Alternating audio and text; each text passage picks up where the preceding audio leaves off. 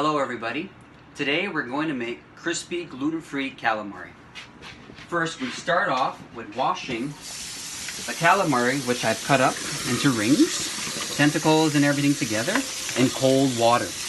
Now cold water is very important in this process and at the same time on the final product of the calamari. I don't usually need to pat it dry. It actually helps. The excess moisture, liquid, into the mixture, it sort of like forms a batter. Now what I have is chickpea flour, tapioca starch, and cornstarch. I'm just gonna eyeball the measurement. Really, we're just sort of like rating our cupboards really and what we have. Just chickpea flour, tapioca starch, cornstarch, all gluten-free. I transfer the calamari, mix it about, and I have a strainer which I use to sift the excess flour. If there's a little bit of clumping happening, that's fine. That's actually not a bad thing. Into a pot or a fryer with hot oil. What I have in here is canola oil. I wouldn't use any olive oil.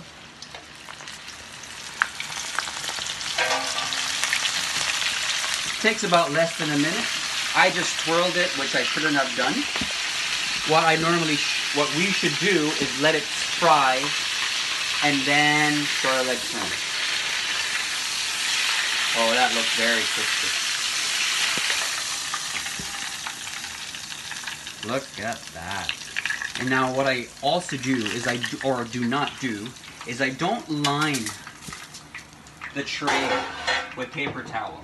I find, contrary to popular belief, that the excess oil that's on the surface of the calamari or anything that you fry actually helps it become crispier, as opposed to just draining the oil, and you have a pool of fat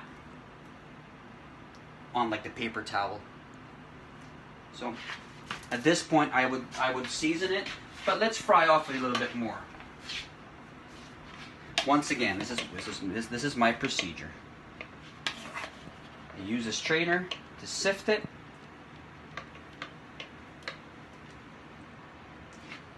And I dunk it down. Don't put too much, otherwise it might overflow in your hot oil and you might have a hot mess. Now once you see, right now you see a lot of bubbles. Once you sort of see that's sort of disappearing, then that means, or at least that would be my tell, that we're getting a little bit of crispiness onto it.